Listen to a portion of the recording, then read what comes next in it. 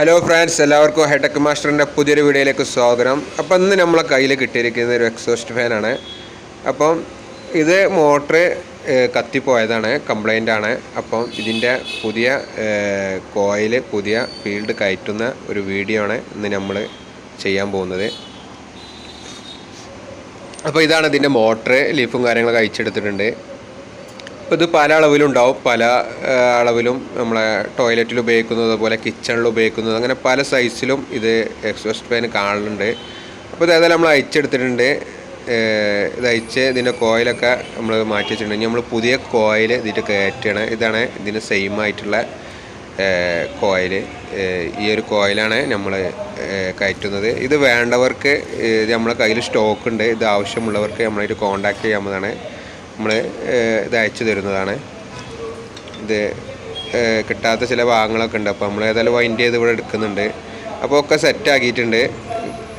ഇതുപോലെ കാര്യങ്ങളൊക്കെ സെറ്റാക്കിയിട്ടുണ്ട്. ആ കൂറൊക്കെ വെച്ച് സെറ്റാക്കിയിട്ട് വെച്ചിട്ടുണ്ട്. അപ്പം ഇതിന് 3 ലീഡാണ് വരൽ. അപ്പോൾ നമ്മൾ ഇതിൻ്റെ ഗേറ്റ്സുമിൽ തന്നെ ഇതൊക്കെ സ്ക്രൂ ചെയ്ത് നല്ല രീതിയിൽ പിടിപ്പിച്ചിട്ടുണ്ട്. അതിന് ശേഷം ഇതുപോലെ ലോക്ക് കാണും. ലോക്ക് നമുക്ക് ഇതിൽ ലോക്ക് ചെയ്യണം, ലീഫ് ഉള്ളിൽ ഇറങ്ങാതിരിക്കാനാണ്. അപ്പോൾ നമ്മൾ അതൊക്കെ കഴിഞ്ഞിട്ടുണ്ട്. ഇനി നമ്മൾ ഈ 3 ലീഡ് വയറ് നമ്മൾ കപ്പാസിറ്ററിനും ഒക്കെ കൊടുക്കണം. അപ്പോൾ നമ്മൾ ഇവിടെ ഒരു 1.5 കപ്പാസിറ്ററാണ് എടുത്തിരിക്കുന്നത്. അപ്പോൾ നമ്മൾ കപ്പാസിറ്റർ അതിലോട്ട് ഇറക്കി വെച്ച് അപ്പോൾ കപ്പാസിറ്ററിൻ്റെ കണക്ഷനും കാര്യങ്ങളൊക്കെ കൊടുക്കുക. അപ്പോൾ എല്ലാ കാര്യങ്ങളും കഴിഞ്ഞിട്ടുണ്ട്.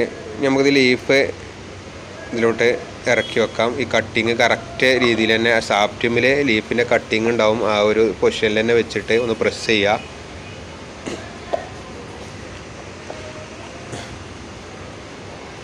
ഇപ്പോൾ ഫ്രണ്ട്സ് ഇതൊക്കെ റെഡി ആയിട്ടുണ്ട്.